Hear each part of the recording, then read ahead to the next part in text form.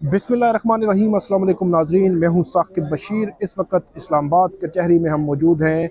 बात करेंगे पीटीआई के सेनेटर आज़म सवाती, जिनको रात 3 बजे उनकी रिहाइश गाह से गिरफ़्तार किया गया। बुनियादी तौर पर उनके ख़िलाफ़ मुकदमा क्या है और गिरफ़्तारी के हवाले से जो ख़बरें आ रही हैं, गिरफ़्तारी पर क्या हुआ, उसके बाद उनको जब कचहरी में पेश किया गया तब क्या हुआ और इसमें तहरीरी ऑर्डर क्या आया है, एफआईए ने क्या लिखा है, इन सारी तफसीलात आपके सामने मैं रखूँगा।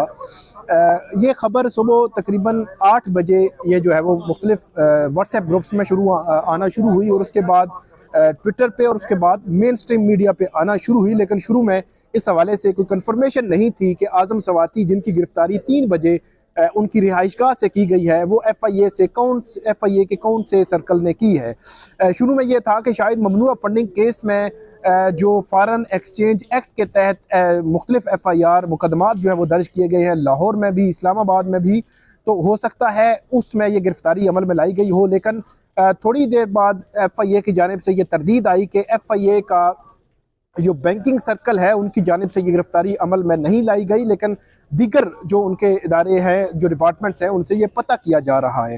फिर ये जो है वो ट्वीट आई जो उस्मान सवाती हैं, उनके जो फैमिली मेंबर हैं, उनकी जानिब से, कि उनका ये तस्दीक की गई कि गिरफ्तारी भी की गई है और एफआईए के एहलकार बताए गए थे कि एफआईए के एहलकार था जिन्होंने गिरफ्तारी की। और उसके बाद उन्होंने ये भी दावा किया, अलेज किया कि वहाँ पे जो सीसीटीवी कैमरे लगे हुए थे, उनका जो डीवीआर जो सिस्टम है, वो भी जिन्होंने गिरफ्तार किया है एफआईए वालों ने, वो भी साथ ले गए हैं। ये अलेज किया है उन्होंने। तो उनकी जानिब से गिरफ्तारी की गई। बाबर रहमान कचहरी में इमरान खान साहब के केस में पेश हुए, इन्होंने जो है वो उसकी जो है वो तस्दीक की। उसके बाद मामला सामने आना शुरू हुआ कि साइबर क्राइम, जो इस्लामाबाद का साइबर क्राइम सर्कल है एफआईए का, उसने ये गिरफ्तारी अमल में लाई है और अलेज किया गया है एक मुतनाज़ा ट्वीट या मुतनाज़ा जो सोशल मीडिया के हवाले से उनकी जो एक्टिविटी थी, उस पर यह मुकदमा दर्ज किया गया। और उसमें एफआईए की जानिब से जो मुकदमा दर्ज किया गया है वो ये है कि इदारों के हवाले से इन्होंने ट्वीट्स में, सोशल मीडिया पर ऐसी जुबान इस्तेमाल की कि उनको मुतनाज़ा बनाने की कोशिश की गई है।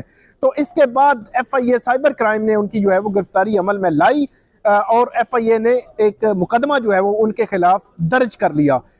थोड़ी देर बाद तकरीबन 9:45 बजे जो आज़म सवाती हैं, उनको इस्लामाबाद की कचहरी में जुडिशल मजिस्ट्रेट मोहम्मद शबीर की अदालत में एफआईए की जानिब से पेश कर दिया गया। और उनको जब पेश किया गया तो कमरे अदालत में उनकी जानिब से ये इजहार किया गया कि उन पर तशद्दुद किया गया है रात को गिरफ्तारी के बाद। और इसके अलावा उनके वकला जो है, उनकी जानिब से भी ये कहा गया कि उनके मोक्कल जो हैं उन पर तशद्दुद किया गया है और उनकी गिरफ्तारी जो है वो उसके पीछे सियासी मोटिव है, ये इल्ज़ाम जो है वो उनके वकला की जानिब से लगाया गया। ताहम अदालत के एफआईए ने यह कहा कि अदालत में एफआईए ने जो पॉइंट रखा उनके सामने कि उनका 8 रोज़ा फिजिकल रिमांड चाहिए। इस पे आखिर में बात करेंगे कि केस जो है वो सस्टेन कर सकेगा या नहीं, ये भी बड़ा इंपॉर्टेंट है।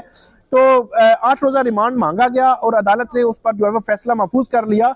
लेकिन जब आज़म सवाती की जानिब से ये अलेज किया गया कि उन पर फिजिकल जो है वो टार्चर हुआ है, तो अदालत ने यह कहा कि इनको फौरी तौर पर एफआईए जो है वो पिम्स में ले जाए और इनका मेडिकल मुआयना जो है वो करवाया जाए। उसके बाद एफआईए एहलकार जो हैं, जो गिरफ्तार करके उनको यहाँ पे लाए थे, वो उनको पिम्स जो है वो ले गए। उनकी रिपोर्ट क्या है, अभी तक रिपोर्ट सामने नहीं आई। दिन के तकरीबन 12 बज चुके हैं। तो उसके बाद अदालत की जानिब से एक रिटन ऑर्डर भी इस केस में जारी हुआ है। एक तो जो फार्म हाउस या उनका जो रिहाइश है, उसके हवाले से ये दावा किया गया है कि जब गिरफ्तारी हुई तो उनकी गिरफ्तारी के वक्त उनके जो सीसीटीवी फुटेजेस या कैमरा या जो डीवीआर होता है सिस्टम, उसको जो है वो साथ ले गए। दूसरा उन्होंने जो अलेज किया है वो जो है वो टार्चर का या तशद्दुद का अलेज किया है कि उन पर तशद्दुद किया गया है। उनका मेडिकल मुआयना होने के बाद रिपोर्ट सामने आएगी तो उसके पता चलेगा कि उसमें कितनी हकीकत है। उन्होंने बाहर निकल कर भी ये कहा कि ट्वीट्स की वजह से उन पर जो है वो उनकी गिरफ्तारी जो है वो अमल में लाई गई और वो आइन और कानून को जो है वो अमलदारी करते हैं, वो सेनेटर हैं, पार्लियामेंटेरियन हैं। और ये सारी बातें उन्होंने की और उन्होंने कहा कि इसके बाद उनकी गिरफ्तारी जो है वो अमल में लाई गई है। अब अदालत ने जो ऑर्डर जारी किया है, एफआईए क्या ये कह रही है कि उनका ट्विटर जो अकाउंट है उस पे जो मुतराज़ा मटेरियल था इदारों के हवाले से, उसको उन्होंने असेस करना है, एनालिसिस करना है उनका। अच्छा, रिटन ऑर्डर जो जुडिशल मजिस्ट्रेट मोहम्मद शबीर हैं उनकी जानिब से जो रिटन ऑर्डर जारी हुआ है उसमें भी काफ़ी इंटरेस्टिंग सिचुएशन है।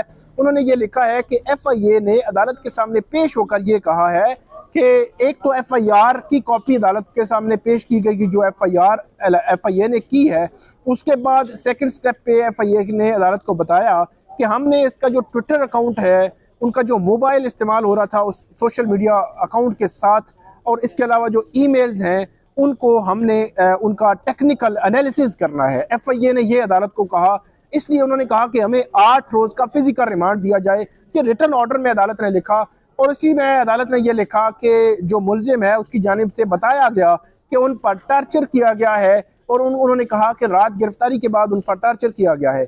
FIA का वर्जन अदालत ने फिर लिखा कि क्योंकि इसमें रिकवरीज हमें चाहिए, हमें अभी इन्वेस्टिगेशन करनी है इस केस में, तो इसलिए हमें मजीद जो फिजिकल रिमांड है वो मिलना ज़रूरी है।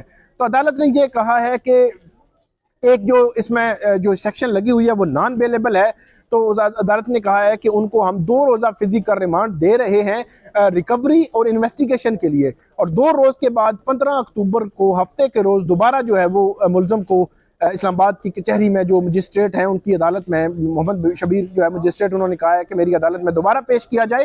लेकिन अदालत ने उसमें यह कहा है कि ये जो फिजिकल रिमांड शुरू होने से पहले और फिजिकल रिमांड ख़त्म होने के बाद, मतलब ये है कि अभी आप अगर लेके जा रहे हैं तो अभी आपने एक मेडिकल और तिब्बी मुआयना कराना है मुलजिम का, और जब आपका फिजिकल रिमांड ख़त्म होगा, मतलब हफ्ते के रोज़ कोर्ट में आने से पहले एक आपने तिब्बी मुआयना करवाना है, तो दोनों जब मेडिकल रिपोर्ट्स अदालत के सामने आती हैं तो अदालत ये उस पर असेस करती है कि जब जिसका फिजिकल रिमांड मुलज़म का शुरू हुआ था और जब ख़त्म हुआ तो दोनों जो उसकी रिपोर्ट्स हैं, मेडिकल रिपोर्ट्स, उनमें क्या सिचुएशन है और क्या मुलज़म जो कुछ कह रहा है, क्या अलेज कर रहा है, दावा कर रहा है, क्या वो ठीक है या नहीं है। तो इसलिए ये मेडिकल करवाए जा रहे हैं। ख़ासतौर पर शहबाज गिल केस के बाद जो है वो इसमें थोड़ी सी सख्ती आई है कि आपने प्री और पोस्ट जो है वो जो फिजिकल रिमांड है आपने उसका मेडिकल जो मुआयना है वो करवाना है। तो इसलिए ये अदालत ने ऑर्डर किया है 15 अक्टूबर को दोबारा सेनेटर आजम सवाती को इस्लामाबाद की कचहरी में जुडिशल मजिस्ट्रेट मोहम्मद शबीर की अदालत में पेश किया जाएगा,